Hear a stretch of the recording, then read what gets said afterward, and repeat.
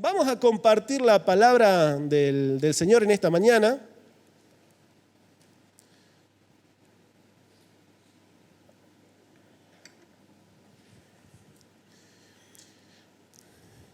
La semana pasada hablábamos acerca de construir una fe y que para construir esa fe necesitábamos centrarnos en Dios, en que Dios es el que produce los milagros, no nosotros, en que necesitamos centrarnos en los propósitos de Dios, o sea, que Dios va a actuar en torno a lo que Él está pensando hacer, no en lo que nosotros deseamos, pensemos o querramos de por sí, y que siempre nos tenemos que enfocar también en lo que Dios está haciendo en el reino, en su reino. Y en torno a eso, una de las cosas importantes es justamente esto, ¿no? Centrarnos en los propósitos de Dios y en lo que Dios está construyendo, en lo que Dios quiere hacer. Por eso es que nos vamos a tomar ahora sí de aquí en adelante varias semanas, exceptuando cada tercer domingo, que es cuando vamos a estar compartiendo acerca de las misiones, pero de aquí en adelante todos los demás domingos nos vamos a estar enfocando justamente en cómo podemos construir, cómo edificar, cómo conocer, cómo encontrar y retomar, redescubrirlo, porque no son cosas que no sabemos, son cosas que necesitamos redescubrir, adoptarlas nuevamente en nuestra vida, de lo que Dios quiere para nosotros. ¿Cuál es el propósito de Dios en lo personal, en lo individual y también en lo colectivo como iglesia? Por eso es que vamos a estar hablando de cómo ser esa iglesia con propósito y vamos a partir de estas dos verdades, ¿sí? Dos grandes verdades que nosotros nos encontramos en las Escrituras. La primera de ellas, hay una gran verdad que nos encontramos en las Escrituras, que está en Mateo 22, 37 al 40, y que dice: Jesús le respondió, cuando vino una persona, lo desafió a Jesús a ver si este Jesucito estaba bien parado en el conocimiento, entonces le pregunta: Señor, ¿cuál es el...?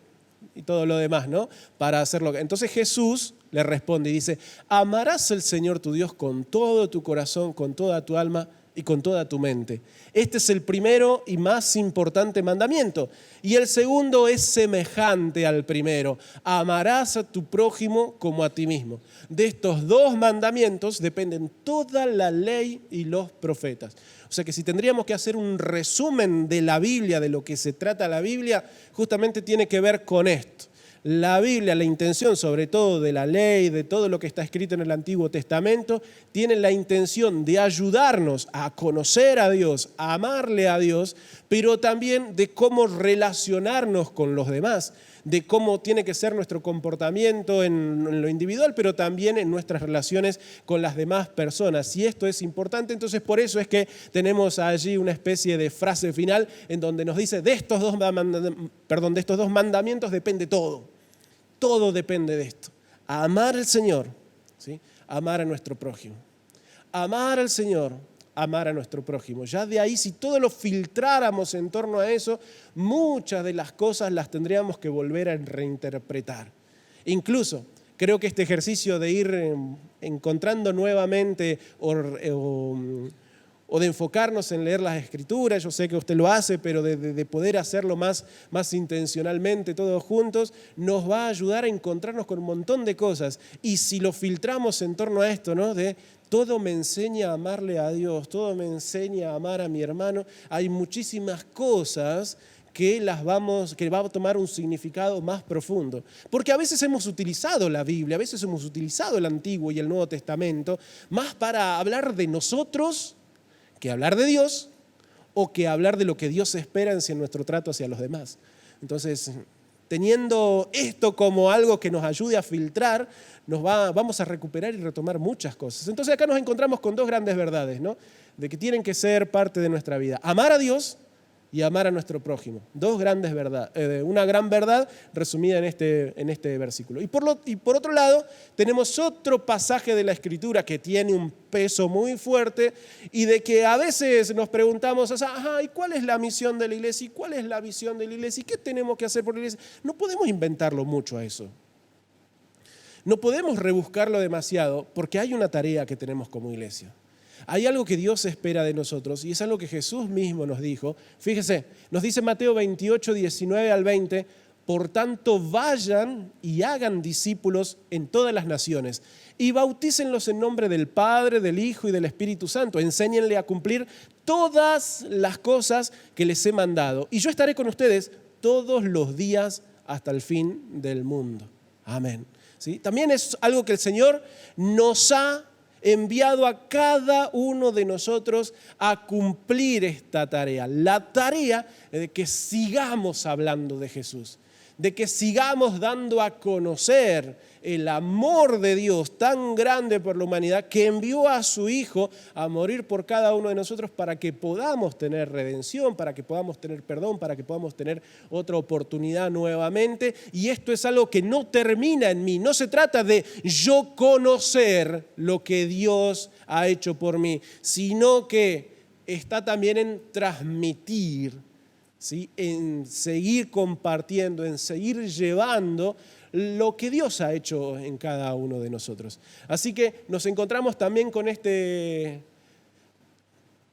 pasaje en donde lo conocemos justamente como la Gran Comisión. Entonces tenemos esos dos pasajes, conocidos de esta manera, ¿no? El Gran Mandamiento, la Gran Comisión. El Gran Mandamiento: amarás al Señor tu Dios, amarás a tu prójimo como a ti mismo. La Gran Comisión, esto de, por tanto, id, hagan discípulos, bautícenlos, enséñenle todas las cosas, son pasajes centrales de los cuales vamos a desprender justamente algunas cosas que nos van a ayudar a encontrar lo que Dios espera de cada uno de nosotros. Son cosas que en otro momento también la hemos enseñado, que seguramente hubo otros momentos donde también se habló y se transmitió de esto, pero queremos recuperarlo para que sean también los pilares de nuestra vida como iglesia, donde podamos sostenernos, donde podamos pararnos. Y si bien las formas pueden ser distintas, lo que construyamos, el color que tengamos y todo lo demás puede ir variando, necesitamos estos pilares de lo que Dios espera y quiere de cada uno de nosotros para poder allí también pararnos y fundamentarnos. Entonces, de estos dos principios es que vamos a tomar 5 ideas que seguramente ya las he escuchado, ¿sí? De las cuales vamos a ir desarrollando a lo largo de estas semanas. Estos domingos, el de hoy y el próximo, son más introductorios, y luego nos vamos a ir abocando a conocer cada uno de estos propósitos de lo que Dios quiere, que bien sencillo, y así se los menciono: Dios nos ha creado y su propósito por lo cual nos ha creado es para que le adoremos, para que vivamos en familia, para que prediquemos el Evangelio, para que evangelicemos, para que también seamos discípulos y para que sirvamos a los demás.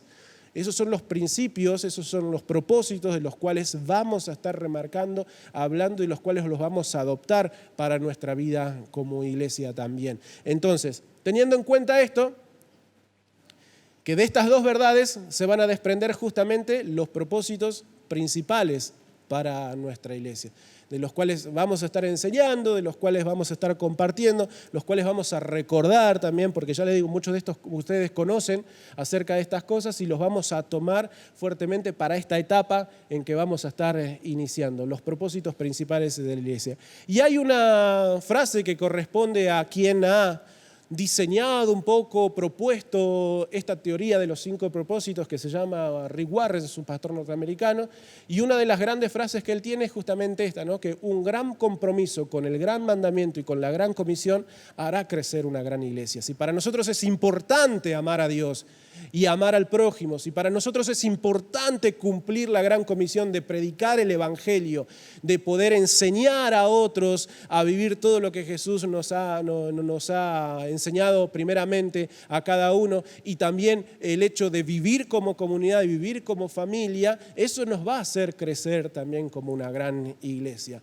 Como iglesia no estamos para perpetuar nuestra forma, como iglesia no estamos para perpetuar nuestra costumbre, como iglesia no estamos para perpetuar una teoría, como iglesia no estamos para llevar adelante la idea de una persona, el capricho de una persona, sino que como iglesia estamos para vivir para Dios. Y por lo tanto, necesitamos conocer lo que Dios quiere de cada uno de nosotros. Muchas veces hemos construido más una iglesia para nosotros que para Dios. Las cosas que nos gustan que a lo que Dios le gusta. Lo que nosotros queremos que lo que Dios quiere. Y el desafío es poder justamente dar vuelta a la milanesa y que se frite un poco más del otro lado también, y centrarnos en lo que Dios quiere de cada uno de nosotros, en centrarnos en lo que Él está esperando. Pero antes de todo eso, antes de empezar a hablar de los 5 propósitos, antes de meternos y recordar cada una de estas cosas, antes de de compartir con ustedes una serie de mensajes que tienen que ver con esto. Antes de empezar a hablar de cada una de estas cuestiones, antes de todo esto hay una verdad más importante, que si no la tomamos, que si para nosotros es importante, no van a importar ni los 5, ni los 20, ni lo que la Biblia dice, ni lo que diga un manual, no va a importar nada. Hay algo más importante que todo esto para que podamos empezar, para que podamos partir. Y es que todo se trata de Dios. No podemos hablar de lo que Dios quiere para nuestra vida si no nos interesa Dios. Si Dios no es importante para nosotros. Si para nosotros Dios es solamente una creencia, una religión, una costumbre, una herencia que recibí. No, porque mis padres creían en Dios, me llevaron un día a una iglesia y bueno, hoy soy cristiano, podría haber sido judío, musulmano, quién sabe, ¿sí? Porque Dios es una herencia. Entonces, no interesa todo lo demás de lo que Dios quiera, pretenda o tiene para nosotros si Dios primero no es lo importante, si Dios no es el centro, si Dios no está por sobre todas las cosas, incluso sobre mí. Porque una de las cuestiones en las cuales a veces batallamos es que muchas veces en vez de nosotros vivir para Dios, pretendemos de que Dios exista, actúe y trabaje para nosotros. Lo hemos transformado en un empleado que tiene que responder cuando en realidad somos nosotros los que deberíamos actuar en consecuencia de lo que creemos, ¿sí? Esa debería ser la manera de conducirnos. Me acuerdo, yo cuando era adolescente, ¿sí? Y a veces cada tanto también me saco las ganas de recordar cosas viejitas, escuchaba mucho Charly García, pero no el Charly más rockero, el más viejito todavía. Los que tal vez, y fíjese, yo no soy tan grande, pero aún así me gustaba la música más viejita. Sui Generis, ¿cuántos conocen Sui Generis? ¿Quién no habrá andado con el pantalón ancho por ahí, ¿no? La camisa. Bueno, hay una canción de Sui Generis que se llama Confesiones de Invierno. Y en una de las frases, en donde está cantando Charly solito con su guitarra, dice, Dios es empleado en un mostrador, da para recibir. Esa es una de las frases que cita. No se la canto porque tengo vergüenza, pero esa es una de las frases que cita. Pero usted sabe que muchas veces nosotros lo tratamos así a Dios. Es un lugar a donde vamos para que nos atienda, nos escuche y vemos a ver qué podemos obtener. Es un lugar donde a veces venimos a hacer trámites y bueno, algo damos y algo nos tiene que dar. Y a veces hemos hecho eso nuestra relación con Dios, un trámite. Yo me congrego, espero que Dios me bendiga. Yo me bauticé, espero que Dios me cuide toda la vida. Yo hago algo, espero que Dios devuelva. Lo hemos transformado nuestra relación con Dios en un trámite. Y cuando el trámite a veces no funciona, ahí es donde nos enojamos. Porque a veces hemos cumplido al pie de la letra todo. Al pie de la letra. Todos los mandamientos. No hay Santa Cena que me haya perdido. No hay ayuno que no haya dejado. Todas las veces que había que hacer algo lo hice, estoy acá. ¿Y por qué Dios no actúa para mí? Y porque Dios no es mi empleado. Porque Dios no tiene por qué estar prisionero de mi demanda. Porque Dios no tiene por qué ser quien actúe exclusivamente para mí. En el mundo, ¿cuántas personas hay? Millones. El mundo conocido, por lo menos más contemporáneo, de que se cuenta un poco la historia, más o menos ¿cuántos años podemos contabilizar? Pongámosle desde la invención de la escritura o algunas cosas, 6.000 y pico de años, 7.000 y pico de años, que más o menos es de cuando data también de cuando cuenta el pueblo de Israel, la existencia. Fíjense en todo ese tiempo, todo lo grande, todo lo inmenso que es. Y a veces nosotros pensamos que una sola persona, ¿sí? Dios tiene que ser exclusivo para mí. Y me enojo cuando Dios no es exclusivo para mí. Y estoy enojado a veces cuando Dios no actúa exclusivamente para mí. Entonces, por eso, todo se trata de Dios. Y si ese no es el centro, si ese no es el punto de partida, nada de lo demás va a tener significado o importancia. Colosenses 1:16 dice lo siguiente: en Él fue creado todo lo que hay en los cielos, en la tierra, todo lo visible, lo invisible, tronos, poderes, principados, autoridades, todo fue creado por medio de Él y para Él. Y nosotros a veces pensamos que fue para nosotros, que es para mí. Qué lindo que Dios creó esta región porque sabía que yo iba a vivir en Crespo. Qué lindo lo que Dios hizo para mí. ¿Sí? Qué lindo esta parte del mundo que me gusta, ¿sí? Aunque hay un poco de humedad y eso, pero qué lindo Entre Ríos que Dios ha creado, pero a veces pienso que es para mí. No, todo lo que ha sido creado, todo lo que existe en el cielo, en la tierra, debajo de la tierra, todo es por Dios y para Dios. Y ahí estamos nosotros también, porque no debemos olvidar que nosotros, ¿qué cosa somos? Creación. Somos criaturas. Salmo 100, versículo número 2, por ahí no, este no lo tengo acá en pantalla, así que se lo voy a buscar rapidito. Salmo 100. Salmo número 100 dice lo siguiente: canten alegres al Señor, habitantes de toda la tierra, sirvan al Señor con alegría, vengan a su presencia con regocijo, reconozcan que el Señor es Dios, que Él nos hizo, de Él somos su pueblo, somos las ovejas de su prado. Entremos entonces entremos por sus puertas y por sus atrios con alabanza, con acción de gracias, alabemos su nombre, glorifiquémosle. Pero fíjese que este salmo una vez más también nos vuelve a ubicar en nuestro lugar. Hay un creador, nosotros somos creación. Hay un pastor, nosotros somos ovejas. ¿Sí? Entonces hay alguien que está por sobre todas las cosas. Y esto, querido hermano, es lo que más nos cuesta. Es lo que más nos cuesta. No estar al mando, no estar al control, no pensar que todo depende de mí. En realidad todo depende de Dios.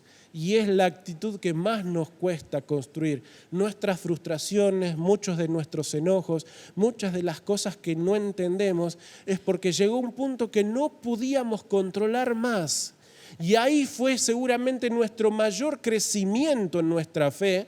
Y hay muchos que seguramente tenemos que seguir viviendo de estos episodios y estos eventos, porque cuando ya no puedo controlar, cuando ya no puedo hacer que las cosas cambien, cuando ya no puedo evitar que suceda algo que no quiero que pase, me queda algo trágico para nuestro orgullo. Trágico para nuestro orgullo, pero es lo mejor que nos puede pasar. Confiar en Dios. Confiar que Él está al control de las cosas. Confiar que Él está reinando. Confiar que Él está haciendo bien. Es trágico para nuestro orgullo, porque ya no lo puedo hacer yo, porque no me gusta, porque yo lo haría de otra manera. Pero es el paso que muchas veces nos va a tocar dar, porque todo se trata de Dios, no de nosotros. No lo que queremos, no lo que deseamos, no lo que anhelamos, sino lo que Dios quiere. Entonces, si decimos creer en Dios, lo importante es centrarnos en lo que Dios quiere. Si decimos creer en Dios, nosotros como sus hijos necesitamos centrarnos en lo que Dios quiere. Y déjeme decirle que todos batallamos en este dualismo, ¿sí? Todos batallamos en esto de mi vida y la vida de Dios. ¿Cuántas veces nosotros los cristianos hemos usado esta palabra, que está mal usada esta palabra, y hablamos de nuestra vida espiritual y nuestra vida secular? No, mi trabajo secular decimos a veces, ¿no? Vio que muchas veces utilizamos esas palabras y empezamos a marcar dualismo. Entonces, en la vida secular, en lo secular es donde Dios no se mete tanto. Y después, bueno, acá en la iglesia, la vida espiritual, la de 2 horas por semana y a veces cada tanto también, es donde, ay, Dios gobierna. Y debería ser todo. No debería haber vida secular, porque es lo mismo. Y con esto no le digo que nosotros tenemos que andar arrodillados en arroz todo el día, que tenemos que andar con silicio en nuestra cabeza, que todo tiene que ser amén, aleluya, que todo tiene que estar así santo y inmaculados y tenemos que andar. No. Eso es justamente la ilusión que a veces hemos construido. Es actitud de corazón, no son cosas externas, sino que tiene que ver siempre con actitud de corazón, lo que no se ve. Muchas veces hemos sido especialistas en mostrar algo que aparenta, pero lo importante es lo que tiene que pasar en nuestro corazón. Ahí Dios tiene que ser el centro. De todas las cosas, Dios tiene que ser el centro. Ahí es donde centrarnos en lo que Dios quiere. Cuando estoy aquí cantando, cuando estoy escuchando la palabra, cuando estoy orando, cuando estoy en mi trabajo, cuando estoy jugando, cuando estoy haciendo algo que me divierte, cuando estoy viajando, la actitud de que Dios sea el centro de mi vida. Eso es lo que nos tiene que englobar a todos. Dios tiene que ser el centro de mi vida. Y porque Dios es el centro de mi vida, hay cosas que en mi trabajo le puedo decir que sí y a otras que le tengo que decir que no. Porque Dios es el centro de mi vida y sí le pegaría una patada en el pecho cuando estoy jugando a la pelota, pero no, un tobillito va a estar bien ya, como para frenarlo y nada más. Porque Dios es el centro de mi vida, hay maneras de comportarme, hay maneras de conducirme, hay formas en que tengo que hacer las cosas. Muchas veces porque Dios es el centro de mi vida significa renunciar a mí para que otro salga mejor parado. Pero eso lo logramos solamente si Dios es el centro de nuestra vida. Y si todo gira, si todo camina, si todo está en torno a lo que Dios quiere. Por eso es importante. ¿Para qué vamos a decir que Dios quiere que hagamos esto si para nosotros Dios no es importante? Si no es el centro, si todavía es como que... Por lo tanto yo le animo, ¿sí? Y le desafío a que, y no lo digo que no lo sea, no es que esto es algo que en muchos de nosotros no está, pero es algo que siempre tenemos que revisarlo. El día de hoy, ¿sigue siendo Dios el centro? El día de hoy, ¿sigue siendo dueño de mi corazón? ¿Y sabe por qué es importante hacernos esta pregunta? Porque muchísimas personas les ha pasado que han tenido buenos inicios y en su caminar su corazón se ha desviado también. Y la Biblia está lleno de esas historias, está lleno de esos momentos para mostrarnos que sí, hay veces que vamos a hacer la nuestra.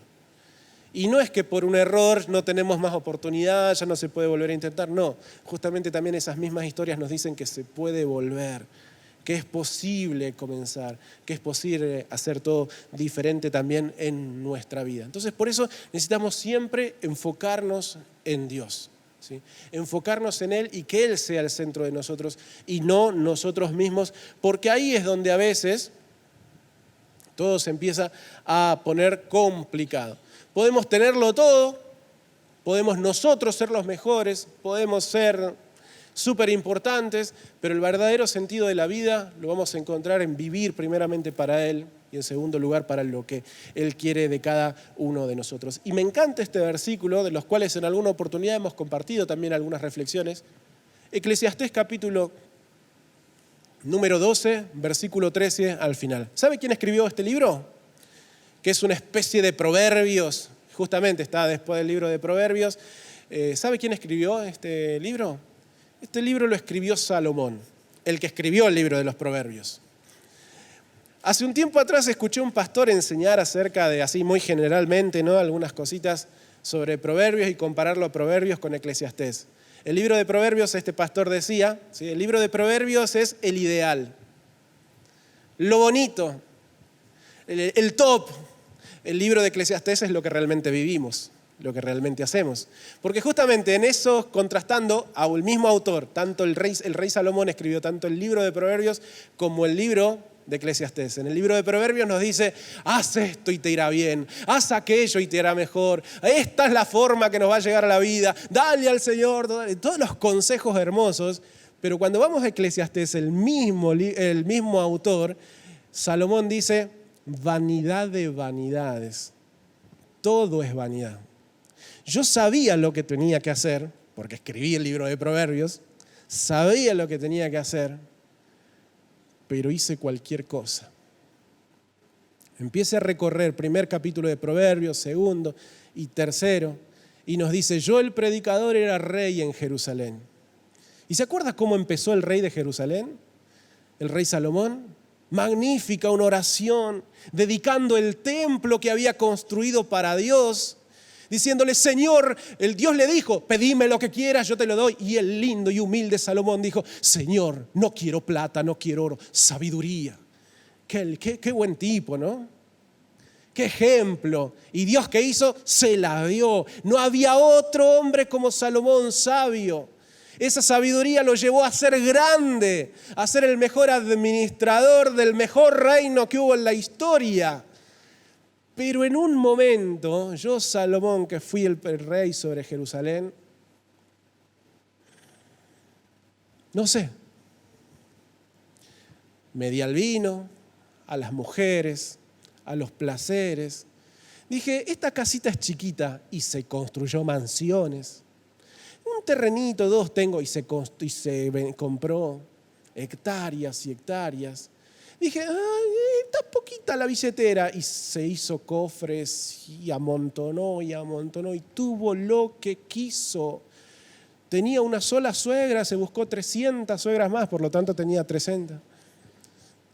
Y 700 concubinas, o sea que imagínense. Pero ahí ya esas suegras no vinieron, eran solamente concubinas. Fíjese todo lo que hizo, porque en un momento su corazón también se desvió, también se fue, también se entretuvo y pensó que él era el importante y se olvidó de Dios. Y se olvidó de quién era el centro. Y no se trataba de construir un reino, incluso ni siquiera un templo, porque Dios nunca lo había pedido. Fue un deseo de David, su padre. No se trataba de construir algo elocuente, no se trataba de ser el mejor rey. Salomón al final, cuando termina el libro de Eclesiastés, dice lo siguiente, y todo discurso termina en lo siguiente: teme a Dios y cumple sus mandamientos. Eso es el todo del hombre. ¿Sí? O sea, que nuestro corazón le pertenezca a Dios, que nuestro corazón le pertenezca a Él, que Él sea el dueño, que Él sea el que gobierne, el que reine, el que nos ayude, el que también nos ayude a retornar cuando se nos desvía, porque muchas veces nos vamos a distraer. No nos va a pasar una vez, más de una vez nuestro corazón se va a distraer con un montón de cosas. Muchas veces vamos a pensar que Dios no está haciendo bien las cosas y que tengo que hacerlo yo, entonces empezamos nuestro caminito y a veces no termina todo muy bien. A veces terminamos, aún teniéndolo todo, más vacíos que el primer día en el cual hemos iniciado. Por eso para Salomón, él entendía que lo más importante siempre fue haberle tenido que temer al Dios, entregarle su corazón a Él y que Él siempre lo gobierne.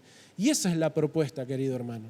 Y eso es algo que tenemos que hacer. Y eso es algo que tenemos que revisar. Porque a veces, otra vez, estamos distraídos. Y no le digo que hay cosas que son malas, porque tampoco podemos caer al hecho de decir de que lo espiritual es bueno, lo material es malo. Eso es un dualismo que también ya lo hemos combatido como iglesia hace muchos siglos. No hay cosas buenas y cosas malas.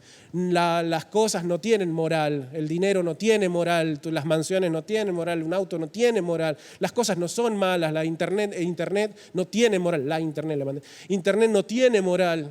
La televisión no tiene moral. Bien que antes decíamos, no, porque la tele es del diablo, ahora el internet es la del diablo, no sé qué vamos a decir mañana, que es del diablo, siempre estamos echándole la culpa que algo del diablo. Esas cosas no tienen moral. ¿Sabe quién tiene moral? ¿Quién decide? ¿Quién opta? Nosotros somos los que decidimos qué hacemos con cada una de esas cosas. ¿Sí? No es el grupito de WhatsApp de los compañeros que mandan cosas raras para ver. Somos nosotros los que decidimos, ¿nos metemos ahí o no? ¿Sí? Y a veces es difícil escapar, pero en un punto tenemos que tomar decisiones de qué es lo que vamos a hacer. La moral la tenemos nosotros. Y si esa moral está gobernada por Dios, déjenme decir que nos va a ir mejor, que vamos a llegar a un mejor rumbo. Por eso todo se trata de Dios. Todo se trata de Dios. Y yo le animo a que revisemos nuestro corazón. Porque como le decía, a veces nos distraemos. Y a esto iba que me lo estaba olvidando, ¿no? No es que lo material o lo que nosotros tenemos que construir es malo. Todos tenemos que llevar adelante nuestra familia, tenemos que trabajar para tener una casa, para dejarle algo a nuestros hijos, tenemos que construir y queremos seguramente crecer en nuestro trabajo, en nuestra profesión, en nuestros proyectos de vida. Nada de eso es malo, ¿sí? Nada de eso es malo.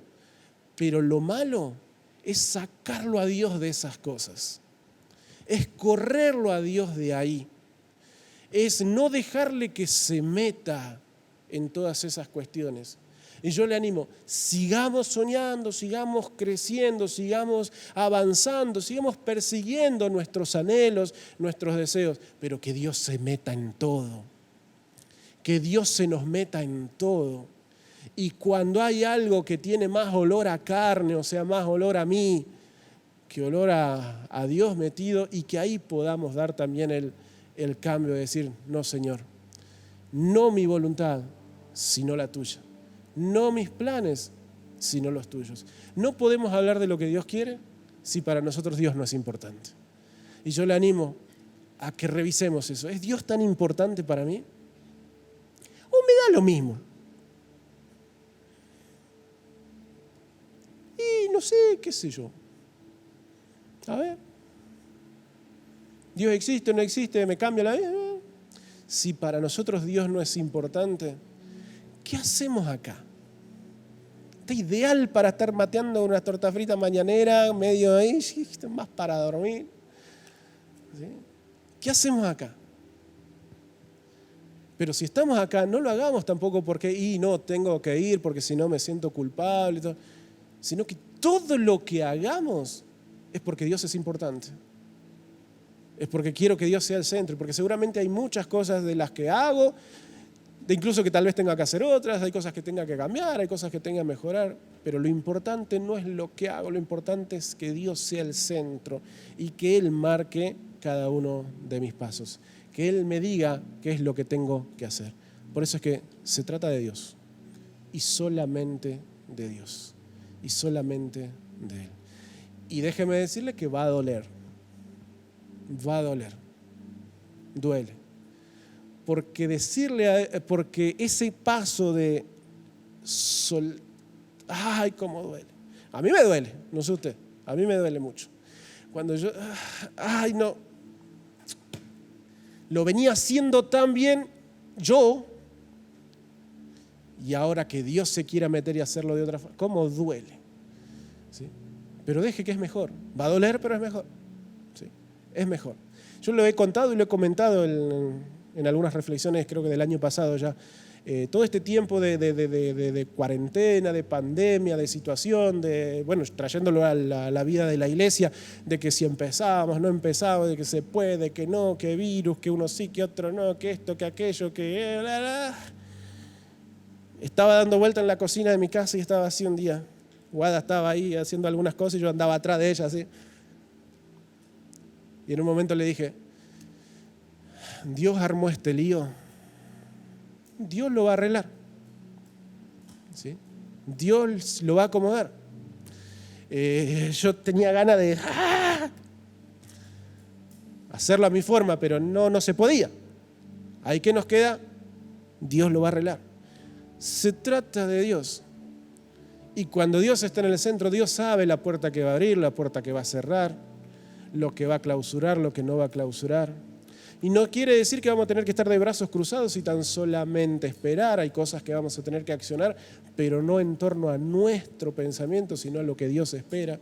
Y yo le animo a que reneguemos un rato con Dios, pero le digamos después, Señor, todo es tuyo. Se trata de ti. Perdóname por pensar de que Dios tenía que existir para mis 70 años de vida y nada más. Y Dios viene existiendo hace mucho más tiempo. ¿Sí? A veces creemos de que Dios empezó a gobernar en el 84, cuando yo nací. No, Dios empezó hace un poquito antes que eso. Dios es desde la eternidad y hasta la eternidad. ¿Por qué pensar de que Dios tiene que estar sujeto a mí? Yo tengo que estar sujeto a Él. Y ahí es donde todo cambia. Todo se me transforma. Se trata de Dios. Amén. Yo le invito a que se pueda poner de pie en esta mañana.